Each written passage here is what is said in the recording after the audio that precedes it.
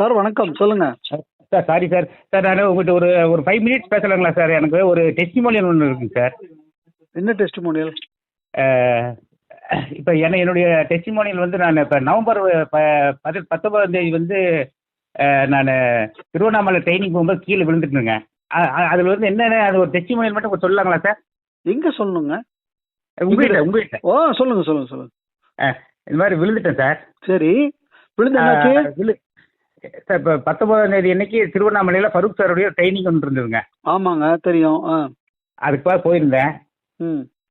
அப்போ அதுக்கப்புறம் அந்த டயத்தில் வந்து நான் கீழே விழுந்துட்டேன். ஐயோ, என்ன ஆச்சு? விழுந்து என்னாச்சு? வந்து என்னாச்சுன்னா அன்னைக்கு வந்து ரொம்ப டயர்டாக இருந்தது. அதுக்கு அடுத்த நாள் வந்து ட்ரைனிங் ஒரு 8 மணி நேரம் நல்லா அட்டன் பண்ணிட்டேன். இல்லம்மா, விழுந்தீங்க. ஆமாங்க விழுந்து சார். என்ன ஆச்சு? என்ன என்ன காயம் என்ன பட்டது? அது கேக்குறேன். காயமெல்லாம் ஒன்றும் பண்ணலைங்க. நான் சும்மா சும்மா விழுந்துட்டீங்க. வலி வலி. Okay okay okay. அதுக்கு அடுத்தது என்ன ஆச்சுன்னு கேட்டீங்கன்னா, அதுக்கு அடுத்த ட்ரைனிங் முடிச்சுட்டு அதுக்கு அடுத்த நாள் ரிட்டர்ன் கிளம்பும் போதுங்க பயங்கரமான குளிரும் காய்ச்சல் வந்துருச்சுங்க. சரிங்க. இப்போ மாதேஸ்வர் சார் தான் நீ சேலம் வரைக்கும் ட்ராப் பண்ணாரு. சரி சரி. அப்புறம் அதுக்கப்புறம் வந்து குன்னூரில் பத்மநாபன் சார் வந்து என்னை திருப்பூர் வரைக்கும் ட்ராப் பண்ணாருங்க. சரிங்க. அப்புறம் திருப்பூரில் வந்த பின்னாடி எனக்கு பஸ் ஏற்றி விட சொல்லி வீட்டுக்கு வந்துட்டேன். சரி சரி சரி சரி. வீட்டுக்கு வந்தோடனே பயங்கரமான குளிரும் காய்ச்சலுங்க. ஒரு கிட்டத்தட்ட நான் ஒரு 2-3 நாள் என்னை டிஸ்டர்ப் பண்ண வேணாம்னு வீட்டிலே படுத்துட்டேன். என்ன டெம்பரேச்சர் ஓடிச்சு? இல்லை ரொம்ப ஒரு 3 கம்பெனி போத்துனா கூட எனக்கு குளிர் அடங்கலைங்க. ஓகே. டெம்பரேச்சர்லாம் பார்க்கல? அதில் எதுவுமே நான் ஹாஸ்பிட்டலில் போக மாட்டேங்க. சரி சரி. நான் அக்குப்பஞ்சர் டாக்டருங்க. நான் ஒரு 15 வருஷமா ஆஸ்பத்திரி போகிறதில்ல. எனக்கு அது மேலே எனக்கு ஒரு நம்பிக்கையே இல்லை. இல்லை, வெரி குட். அதனால வந்து நான் ஹாஸ்பிட்டலில் போகாமல் நான் எப்போதுமே கொரோனா வந்து கூட நான் வீட்டிலே படுத்துட்டு நம்ம சப்ளிமெண்ட்ரி சாப்பிட்டுட்டேன். எனக்கு அந்த நம்பிக்கை இருக்குதுங்க. செல்ஃப் கான்ஃபிடன்ஸ் இருக்கு. ஆஸ்பத்திரி போகாமல் என்னால் உயிர் பிழைக்க முடியும்னு ஒரு நம்பிக்கை இருக்கு. ஓகே. அது என்னாச்சுன்னா ஒரு 3-4 நாள் வந்து சாப்பாடே இல்லாமல் அப்படியே படுத்திருந்தேன். வீட்டிலலாம் பயந்துட்டாங்க. எனக்குமே ஒரு 4 நாள் கழிச்சு பயம் வந்துருச்சு. ஏதாவது ஒரு சாதாரணமான ஃபீவராக இருந்தால் என்ன சரியா இருக்கணுமே. ஆனால் இது வந்து ஏதோ ரொம்ப இதாக இருக்குன்னு சொல்லி போட்டு அப்புறம் யூரின் எல்லாம் காலையில் பிடிச்சிட்டுங்க. காலையில் யூரின் ஒரு பாட்டிலில் ஃபில் பண்ணிட்டு என்னை உடன்பட்டு வந்து கோகுல் ஹாஸ்பிட்டலில் வந்து பிளட் டெஸ்ட்டுக்கு அட்மிட் பண்ணுங்கன்னு சொல்லியிருந்தேன். அப்புறம் அங்கே போய் டெஸ்ட் பண்ணும்போது யூரியா வந்து ஒரு 185 வந்துருச்சுங்க. ஐயோ. கிரியேட்டின் வந்து 4.8 வந்துருச்சுங்க. ஓ. அப்புறம் அவங்க வந்து கிட்னி ஃபெயிலியர் ஆயிடுச்சுங்க. ஐயோ. நீங்கள் வந்து இமிடியேட்டாக வந்து ஒரு கோயம்புத்தூர் கொண்டு போகணும். நீங்கள் ஹாஸ்பிட்டல் உடனே ஒரு 2 மணி நேரத்துக்கு அட்மிட் பண்ணினா ஆள் க்ளோஸ் ஆயிடுவாங்க அப்படிங்கிற மாதிரி பயமுறுத்தி விட்டாங்க வீட்டில். ஓகே. எனக்கு வந்து நான் வந்து ஃபுல்லாக ஸ்ட்ரெச்சிலே படுத்துட்டு இருந்ததுனால என்னால் நிற்கவும் முடியாது, உட்காரவும் முடியாது, எதுவுமே பண்ண முடியாதுங்க. எந்த கான்ஃபிடென்ட் எதுவுமே பேசவும் பேச்சே சரியா வரலைங்க. உளர ஆரம்பிச்சிருச்சு. ஐயோ. அப்புறம் இந்த கண்டிஷனில் வந்து நான் வீட்டுக்கு தான் கூட்டிகிட்டு போகிறாங்களான்னு நினச்சிட்டு இருந்தேன். இவங்க வந்து கோயம்புத்தூருக்கு ரொம்ப நேரம் வண்டி போயிட்டே இருக்கு. காரில் நான் படுத்துட்டேன். அப்போ எங்கெங்க கூட்டிகிட்டு போகிறீங்க, ரொம்ப நேரமாக போயிட்டே இருக்கிறீங்கன்னு கேட்டேன். அவங்க வந்து வீட்டில் பயமுறுத்துனால வந்து கோகுல் ராயல் கேருக்கு வந்து எழுதி கொடுத்துட்டான், அங்கே போயிட்டு இருக்கிறோம் அப்படி. ஐயோ, பிரைவேட் ஆஸ்பத்திரிக்கு போயிடாதீங்க. நானே நிறைய பேருக்கு சொல்லிட்டு இருக்கிறேன், தயவு செய்து ஹாஸ்பிட்டலில் போய் காசை இழந்துடாதீங்க. நீ என்னையவே கொண்டு வந்தீங்கன்னா என்ன அர்த்தம் அப்படின்னு கோயம்புத்தூர் பல்லடம் தாண்டியாச்சுங்க. சரி, கோயம்புத்தூர் போகலைன்னா ஆளுக்கு டேஞ்சர்னு நீங்கள் பயமுறுத்தி விட்டாங்க இங்கே. அவங்க அப்படின்னு நீங்கள் நேரம் ஜிஹெச்சுக்கு விடுங்க. பிரைவேட் ஆஸ்பத்திரி கூட்டிகிட்டு போனீங்கன்னா அப்புறம் வெளியே விட மாட்டாங்க. அதனால் நீ ஜிஹெச்சுக்காக கூட்டிகிட்டு போங்க. தயவு செய்து எனக்கு அந்த கோகுல் பிரைவேட்டுக்கெல்லாம் கூட்டிகிட்டு போயிடாதீங்க. சம்பாரிச்சு காசெல்லாம் பிடிங்கிட்டு பேக் பண்ணி அனுப்பிச்சிடுவாங்க அப்படின்னு சொல்கிறேங்க. அப்புறம் ஜிஹெச்சுக்கு போயாச்சுங்க சார். ஜிஹெச்சில் போய் அன்னைக்கு வந்து பார்த்தீங்கன்னா சரியான லூஸ் மோஷனுங்க. ரொம்ப இது அவங்க இங்க பட்ட அவசரத்துக்கு அவங்க பண்ற இதுக்கு சம்மந்தமே இல்லைங்க.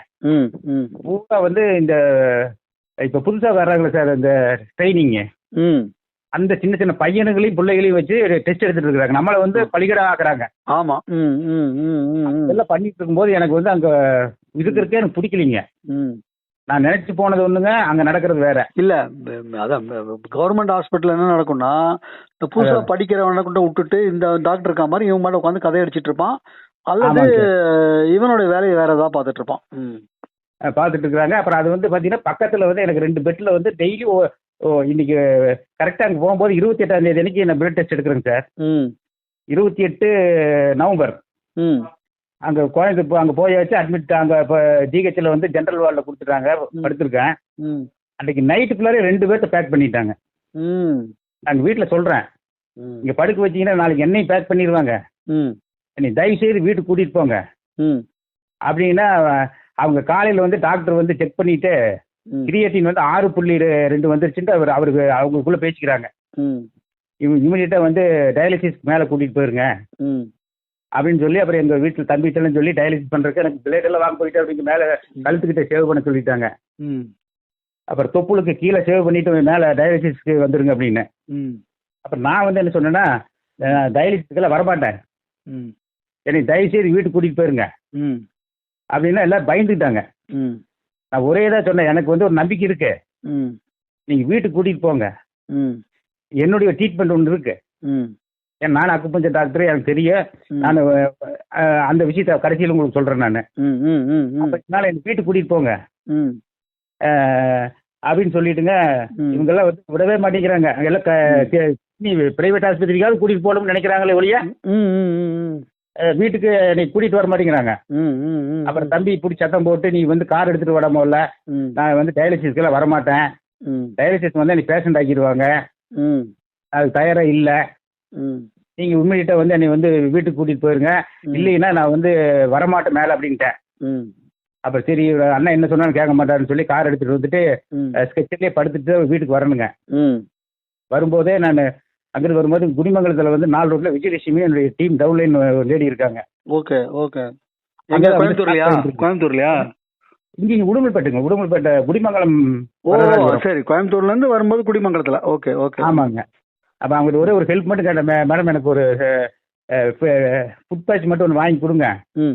ம். என்னால் கார்லேருந்து இறங்கி வர முடியாது ம். ம். ம். ம். அப்படின்னு. அவங்களும் வந்து நான் அந்த அவங்க வீட்டை கிராஸ் பண்ணுற, அவங்களும் மெயின் ரோட்லேயே வீடுங்க.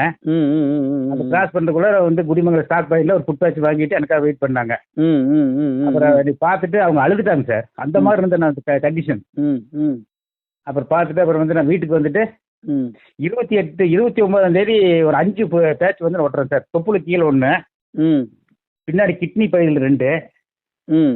அப்புறம் பாதத்தில் 2. இது மாதேஸ்வர் சார் சொன்னார், ஒரு 5 ஒட்டி இருக்கிற ஒரு நாள் ம். அப்படின்னு ஒட்டிட்டு அப்புறம் காலையில் எழுந்திரிச்சோன்னே சுரக்கா ஜூஸ் மட்டும் ஒன்று குடிங்க. ம். அவள் வந்து இதான் சார் என்னோட ட்ரீட்மெண்ட் வந்து 29, 30, 31 ம். ஒரு பாக்ஸ் முடிஞ்சதுங்க. ம். எங்கள் வீட்டில் சொன்னேன் இந்த மாதிரி வந்து இன்னைக்கு வந்து ஒரு டெஸ்ட் எடுத்துருந்தாலும் டெஸ்ட் எடுக்கிறதுக்கு வீட்டிலேருந்து உடன்பட்ட போக முடியாத கண்டிஷனில் அங்கேருந்து வீட்டுக்கே வந்து டெஸ்ட் எடுத்துட்டு போகிறாங்க. ம். அன்னைக்கு பார்த்தீங்க அப்படின்னா சார், அந்த டெஸ்ட்டில் வந்து எல்லா டெஸ்ட்டும் நான் வச்சுருக்கேங்க. ம். அந்த டெஸ்ட்டில் வந்து கிரியேட்டின் வந்து 6.2ன்னு சொன்னாங்க கோயம்புத்தூரில். ம். ம். ம். அது 2 வந்து பார்த்தீங்கன்னா 2.8 மாறிடுச்சுங்க sir super. Creatine. Okay. Very good. Urea வந்து 185 இருந்ததுங்க. ம். ம். ம். எனக்கு வந்து பார்த்தீங்கன்னா 98 வந்து 98 ஆயிடுச்சு. ஓ. ஓ. ஓ. அப்புறம் வந்து பிளேட்டட் கவுண்ட்ஸ் வந்து தட்டணுக்கள் வந்து பார்த்தீங்கன்னா இங்கே 48,000 இருக்குதுங்க. ம். ம். ம். ம். அது வந்து 1,22,000 32,000 மாறிடுச்சுங்க. ம். ம். ம். ம். இது வந்து ஒரு நல்ல அப்போ வந்து எனக்கு வந்து பார்த்தீங்கன்னா நார்மலாக எழுந்திரிச்சு உட்கார முடியுதுங்க, சாப்பிட முடியுது, ம். ம். ம். நல்லா எனக்கு வந்து பழைய மாதிரி ஒரு 50% நான் எனக்கு ரெடியான மாதிரி தெரிஞ்சதுங்க. ம். ம். ம். அப்போ வீட்லேயும் வந்து பரவாயில்ல, ம். நீங்கள் இதுவே கண்டினியூ பண்ணுங்கன்னா அப்புறம் மறுபடியும் ஒரு 2 ஃபுட் பேட்ச் வாங்கி விட்டீங்க. ம். அந்த 1ஆம் தேதி ஒரு ரிப்போர்ட் எடுத்து மறுபடியும் வந்து 10ஆம் தேதி ஒரு 10 நாளே ஒரு ரிப்போர்ட் எடுத்தேன். இல்ல 1ஆம் தேதி ரிப்போர்ட் எடுத்தது தான் இது இல்லையா? இதுங்க.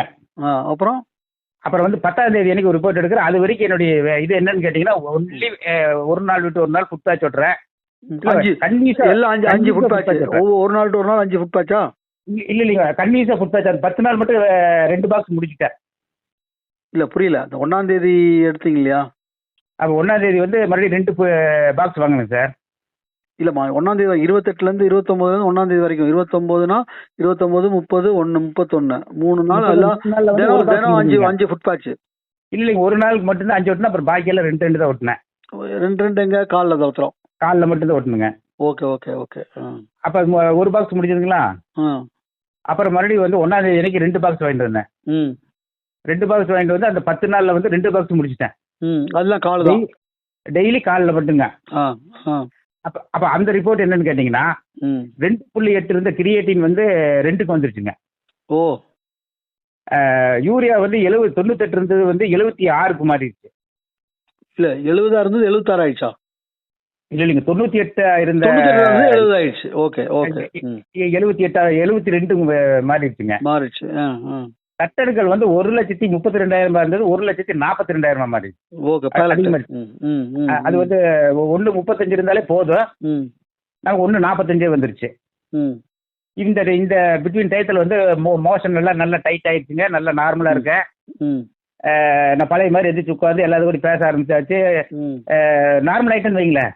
கிட்டத்தட்ட ஒரு 90% நார்மல் ஆயிட்டேன். அப்ப அந்த போன மாசம் 11ஆம் தேதியில இருந்து நேற்று தான் ரிப்போர்ட் எடுத்தேன் சார். நேற்று தான் போய் ரிப்போர்ட் எடுத்துட்டு வந்தேன். இது வரைக்கும் நான் ரெஸ்ட் தானுங்க. ஆக்சுவலா வீட்டை விட்டு வெளியே போகல. அப்ப மாதேஸ்வர் சார் அடிக்கடி சொல்லுவாரு, சார் நீங்க படுத்துட்டே ஜெயிச்சிட்டீங்கன்னா நான் வந்து தாய்லாந்து போகணுங்கிறது சப்கான்சியஸ் மைண்ட்ல உள்ள போட்டேன் சார். அது எனக்கு என்னாச்சுன்னு கேட்டீங்கன்னா 2 மாசமா 5,000 பண்ணிட்டேன். இத்தனைக்கு வெளியில வந்து எந்த ஃபீல்டுக்கும் போகல. அதனால வந்து 10,000 2 மாசத்துலயே முடிச்சிட்டேன். சூப்பருங்க. சல்யூட் பண்ணிக்கிறேன். உங்களுக்கு ஒரு சல்யூட் கொடுக்குறேன். அப்புறம் இந்த மாசம் வந்து என்ன ஆச்சுன்னு கேட்டீங்கன்னா என்னுடைய டவுன்லைன் யாரையாவது கூட்டிட்டு போகணும் அப்படின்னு சொல்லி இந்த விஜயலட்சுமி மேடம் வந்து இந்த மாசம் வந்து ஜனவரிக்கு ஒரு ஆஃபர் கொடுத்ததுனால நானும் வரேன்னு சொல்லி நேற்று இருந்து இந்த ஒரு வாரமா அவங்களுக்கு கொஞ்சம் சப்போர்ட் பண்ணிட்டு இருக்கிறேன். அவங்க தான் அந்த டிஎல்சிபி ஓனரா? அவங்க தான் டிஎல்சி ஓனர் இல்லைங்க சார். அவங்க வந்து டிஎல்சிக்கு பக்கத்தில் இருக்காங்க. Okay okay. அதனால வந்து எனக்கு ஒரு சப்போர்ட் பண்ணாங்க. வந்து வாங்கி இந்த இதுக்காக கொடுக்கறதுக்காக கொஞ்சம் சப்போர்ட் பண்ணாங்க. Very good very good. அப்புறம் இந்த ரிப்போர்ட்ல வந்து நேற்று எடுத்துட்டு வந்த ரிப்போர்ட் இல்லைங்க சார். எனக்கு கிரியேட்டின் வந்து 1.4 வந்து மேக்சிமம் இருக்கணும். ஆனா நமக்கு வந்து 1.4 உள்ளே 1.3 வந்துருச்சுங்க சார். சூப்பர்மா. யூரியா வந்து பாத்தீங்கன்னா நமக்கு வந்து மினிமமே 50 இருக்கும். மேக்சிமம் 50. நேற்று எடுத்த ரிப்போர்ட்ல வந்து 38 மாறிடுச்சு. சூப்பர்மா. உங்களை கிட்னி டிரான்ஸ்பிளான்ட் பண்ணிருப்பானுங்க. ஆமாங்க சார். அந்த லெவலுக்கு கொண்டு வைப்பாங்க சார். அதாவது 10 லட்சம் நான் சொன்னேன். எல்லாம் வீட்டுல எல்லாம் சொன்னாங்க. 10 லட்சம் விடுங்க, மன உளைச்சல் சொல்லுங்க. 10 லட்சம் திருப்பி சம்பாதிச்சுக்கலாம். மன உளைச்சல், அதுக்கப்புறம் போன ஆரோக்கியம் என்னாச்சு, அதுக்கப்புறம் நம்ம மாத்திரை எடுக்கிறது என்னாச்சு.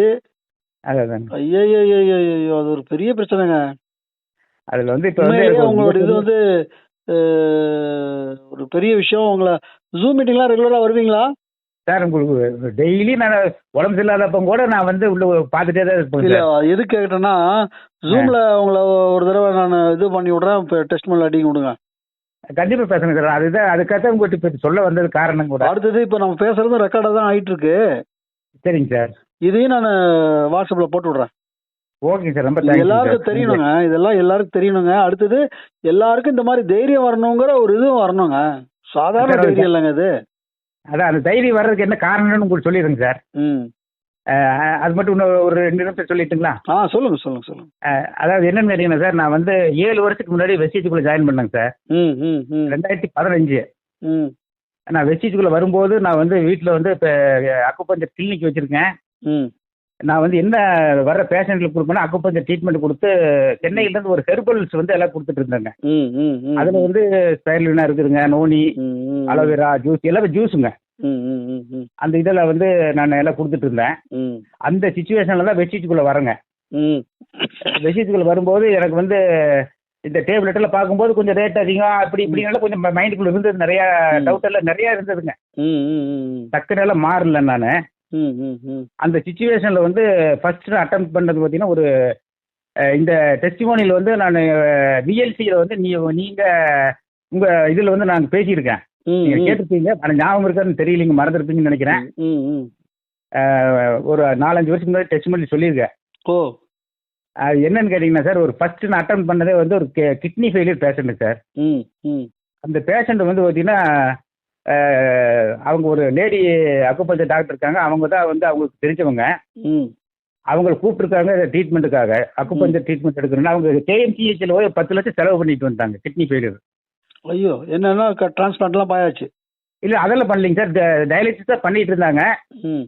கடைசியில் காசெல்லாம் தீர்ந்ததுக்கு அப்புறம் வந்து அவங்களை வந்து வீட்டுக்கு அனுப்பிச்சிட்டாங்க. வெறும் டயாலிசிஸ்ல 10 லட்சமா தீரும்? அது ஏகப்பட்ட காசு செலவு பண்ணிட்டேன்னு சொன்னாங்க சார். டயாலிசிஸ்ல வெறும் டயாலிசிஸ் மட்டும் இல்லைங்க, வேற எல்லாம் நிறைய ட்ரீட்மெண்ட் பண்ணியிருக்காங்க. போனா என்னெல்லாமோ பண்ணிடுவான். என்னென்னமோ பண்ணிட்டு ஒரு 10 லட்சம் பத்துக்கு செலவு பண்ணிட்டுங்க. அதுக்கப்புறம் வந்து செலவு பண்ண முடியாதுங்கிற கண்டிஷன்ல வீட்டில் படுக்க வச்சுட்டாங்க. எல்லாரும் வந்து துக்கம் விசாரிச்சுட்டு இருக்காங்க. அந்த டயத்துல வந்து என்னைக்கு வந்து கூப்பிட்டாங்க. நான் வந்து அந்த சுச்சுவேஷன்ல வந்து நான் என்ன பண்ணிட்டு இருக்கேன்னு கேட்டீங்கன்னா, எனக்கு இந்த ஃபுட் வெஸ்டேஜில் வந்து எல்லா சப்ளிமெண்ட்ரி வாங்குவேன். அந்த ஃபுட் பேட்ச் மட்டும் எனக்கு நம்பிக்கை இல்லைங்க. என்ன நம்பிக்கை இல்லைன்னு கேட்டிங்கன்னா, நான் வந்து இதுக்கு முன்னாடி வந்து இந்த ஒரு ஃபுட் பேட்ச் வாங்கி பேஷண்ட்டுக்கெல்லாம் கொடுத்தா இந்த பேக்கெட்டே வந்து 100 ரூபாய்ங்க. அதில் வந்து 10 பேட்ச் இருக்கு, 20 ரூபா தான் ஒரு இது. அதை சொல்லும் போதே வந்து சும்மா வந்து ஒட்டுவா, அது ஒரு ஃபார்மாலிட்டிக்கு அப்படின்னு சொல்லுவாங்க. அதனால வந்து அந்த பேட்ச்னால எனக்கு ஒரு சின்ன நம்பிக்கை இல்லாமல் இருந்தது.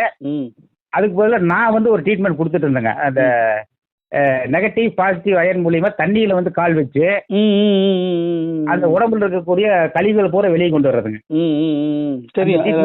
எலக்ட்ராலிக் இதுல. ஆமாங்க, அது ஒன்று பண்ணிட்டு இருந்ததுனால நான் அதுக்கு தான் வந்து முக்கியத்துவம் கொடுப்பேன். அந்த சுச்சுவேஷன் வந்து இந்த பேஷண்ட் போய் பார்க்கும்போது என்னன்னா, அவர் போய் நான் பார்க்குறேன் சார், அவர் வந்து கை வச்சு அப்படியே உள்ள புதன்னு கை உள்ள போகுதுங்க. பிளட்டு டயாலிசிஸ் பண்ணா தான் பிழைப்பாரு, அந்த கண்டிஷன் இருக்காரு. பிளட்டே இல்லைங்க உடம்புல. அப்போ அந்த கண்டிஷனில் வந்து நான் ட்ரீட்மெண்ட் கொடுக்க முடியாதுங்க. ஏன்னா பேஷண்ட் வந்து ரொம்ப கண்டிஷன் இருக்காரு. நான் ஏதாவது ஊசி குத்தி ஏதாவது ஆயிடுச்சுன்னா நீங்கள் என்னை சொல்லிடுறீங்க. ஆமாம். அதனால வந்து நான் எந்த ட்ரீட்மெண்ட் கொடுக்க முடியாதுங்க. எனக்கு ஒரே ஒரு வாய்ப்பு ஒன்று இருக்குதுங்க. நீங்கள் எங்கள் வீட்டுக்கு கூட்டிகிட்டு வாங்க, ஒரு மிஷின் இருக்கு.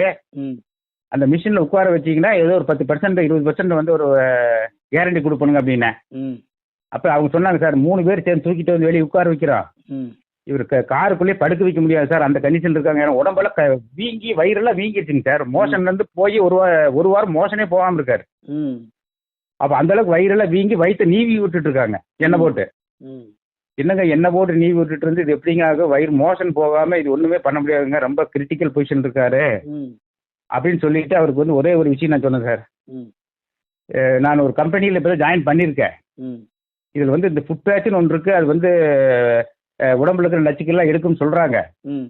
ஆனால் நான் வந்து இது வரைக்கும் யாருக்கும் கொடுக்கல, உங்களுக்கு தான் ஃபர்ஸ்ட் கொடுக்குறேன். ஏன்னா உண்மை சொல்லிடணும் இல்லைங்க. ஆமாம். நான் உங்களுக்கு தான் ஃபர்ஸ்ட் கொடுக்குறேன். ஆனால் எந்த அளவுக்கு வேலை செய்யன்னு தெரியாதுங்க. நீங்கள் ஒரு 10 லட்ச ரூபா செலவு பண்ணிட்டீங்க, இது 10 லட்சத்தி 1000 ரூபாய்க்கு கணக்கு வச்சுங்க, அவ்வளோதான் அப்படின்னு சொல்லிட்டு இது கொடுத்துட்டு ஒரு நம்ம நான் டீ தூளுக்காக தான் சார் உள்ள ஜாயின் பண்ணேன். நம்ம டீ மேலே எனக்கு ஒரு பெரிய கான்ஃபிடென்ட் இருக்கு. அந்த டீ தூளுக்கு ஒரு 10% நான் உங்களுக்கு வந்து கேரண்டி கொடுத்தேன். சார் நம்ம டீ குடிச்சிங்கன்னா வந்து கிட்னியில் இருக்கிற கழிவுகள் வெளியேற்றும். அதனால இந்த டீ வேற நீங்கள் வந்து அவருக்கு தாகம் இருக்கும்போது சிப் சிப்பாக கலக்கி வச்சுட்டு குடிங்க, ஒரு வேற எதுவும் பண்ணாதீங்க அப்படின்னு சொல்லிட்டு வந்துட்டேன். ஒரு 5 எனக்கு வந்து இவர் பிழைப்பாருங்கிற எனக்கு நம்பிக்கை இல்லைங்க சார். அதனால போயிட்டு வந்து நான் மறந்துட்டேன். ஒரு 5 நாள் கழிச்சு எனக்கு ஃபோன் பண்ணுறாங்க, சார் ஃபுட் பேட்ச் தீர்ந்து போச்சுன்னு. அப்படின்னா வந்து மறுபடியும் 1 நாள் வாங்கிக்கிங்க அப்படின்னேன். அதே மாதிரி 3 பேட்ச் வாங்குறாங்க சார். 3 பேட்ச் வாங்குறப்ப எனக்கு எனக்கே ஒரு டவுட் வந்துருச்சு. என்ன உண்மை இவர் உயிரோட தான் இருக்காரா? அன்னைக்கே வந்து துக்கம் விசாரிச்சுட்டு இருந்தாங்களே அப்படின்ட்டு எனக்கு ஒரு டவுட் வந்துங்க. சரி நம்ம நேராக போய் பார்த்துட்டு வந்துடலாம் அப்படின்னு சொல்லி போட்டு அப்படி நான் மடத்துக்குளம் வரும்போதுங்க, அப்படி செங்கட்டி போதுன்னு அந்த அவங்க ஊருங்க. அந்த ஊருக்குள்ளே வீட்டுக்கிட்ட உள்ளே போனோன்னா சவுண்டே இல்லை, யாருமே இல்லை. அவர் தான் உள்ளே படுத்துருக்காரு. இப்போ சத்தம் போட்டோன்னு அவங்க அக்கா தான் வர்றாங்க. வந்தோன்னா இந்த மாதிரி எப்படி இருக்காருங்கன்னு கேட்டேன். உள்ளே படுத்துருக்காருங்க அப்படின்னு நான் உள்ளே போய் பார்க்குறேன்னா இல்லைங்க அவரே வந்துடுவாருன்னு சொல்லி போட்டு அவர் வேட்டி மடிச்சு கட்டிட்டு வெளியே வர்றாருங்க சார். எனக்கு நான் அப்படியே மிரண்டு போயிட்டுங்க. என்னங்க எப்படிங்க இருக்குது அப்படின்னா, இப்போ பரவாயில்லைங்க. அப்படி என்ன நடந்திருக்குன்னு கேட்டீங்கன்னா சார், நம்ம ஃபுட் பேட்ச் ஒட்டின உடனே கிட்னி ஃபங்க்ஷன் ஆக ஆரம்பிச்சிருச்சுங்க. சூப்பர். கிட்னியில் இருக்கிற கழிவுகள் வெளியில் வந்தோன்னா கிட்னி ஃபங்க்ஷன் ஆக ஆரம்பிச்சிருச்சு. ஆரம்பித்த உடனே வந்து அவருக்கு வந்து மோஷன் போயிடுச்சுங்க சார் வெளியில். மோஷன் வெளியில் போனோன்னா அவர் வந்து நார்மல் ஆகிட்டார். Very good. அப்புறம் அதுக்கப்புறம் சொன்னேன், இது மாதிரி இது வந்து அந்த கான்ஃபிடென்ட்னால தான் நான் இங்கே ஜிஹெச்லேருந்து நான் வெளியே வரணுங்க. நான் இப்படி பேர்பட்ட ஒரு நபரையே காப்பாற்றியாச்சு, ஏன் அந்த ஃபுட் பேட்ச் என்னை காப்பாற்றாது அப்படிங்கிற கான்ஃபிடென்ட்ல தான் எங்கள் வீட்டில் இவ்வளோ தூரம் சொல்லிட்டு வெளியில் வந்தேன். இன்னைக்கு நல்லா இருக்குங்க சார். சூப்பருங்க, ரொம்ப சந்தோஷமா இருக்கு உங்களோட பேசினதுக்கு. ரொம்ப ரொம்ப நன்றி. உங்களுடைய இந்த டெஸ்டிமோனியல் கொடுத்தது வந்து நிறைய பேருக்கு ஹெல்ப்ஃபுல்லாக இருக்கும். ரொம்ப நன்றி சார். அடுத்தது இந்த இதோட நீங்க வேற குவாலிஃபை பண்ணிருக்கீங்கிறது அதை விட மிகப்பெரிய சிறப்பு. உங்களுக்கு என்னுடைய மனமார்ந்த பாராட்டுகள். உங்களுக்கு இன்னும் மேலும் மேலும் பல வெற்றிகள் இறைவன் வழங்கணும்னு நான் பிரார்த்திக்கிறேன். ஓகே சார், ரொம்ப தேங்க்ஸ் சார். நீங்க இந்த டெஸ்டிமோனியல் எப்போ கூப்பிட்டாலும் நான் சொல்லுங்க சார். நீங்க ஜூம்ல சொல்லுங்க, நான் இதுலயும் போடுறேன். அதே மாதிரி வந்து நான் பள்ளியில் ஒரு கிட்னி ஃபெயிலியர் பேஷண்ட் ஆரம்பத்தில் ஒரு 5 வருஷத்துக்கு முன்னாடி குணப்படுத்திருக்கேங்க சார். நம்ம வெசிஜோட ஃபுல் சப்ளிமெண்ட் எடுத்து அவருக்கு வந்து அந்த வாயில் இருந்த இதை கட்டியே கரைஞ்சி வந்துருச்சு. ஓகே, அந்த மாதிரி எல்லாம் எடுத்துருக்கேன். நல்லா ரொம்ப நன்றிங்க. உங்களோட பேசுனது ரொம்ப நன்றியா இருக்கு, ரொம்ப அதா இருக்கு. ரொம்ப நன்றி. தேங்க்யூ. ஓகே, ரொம்ப தேங்க்ஸ் சார். இல்லையா உங்களுக்கு? இந்த சந்தேகம் 100% எனக்கு வந்து தெளிவாயிட்டுங்க சார். ஓகேம்மா, thank you. Okay. Okay sir, thank you sir, thank you.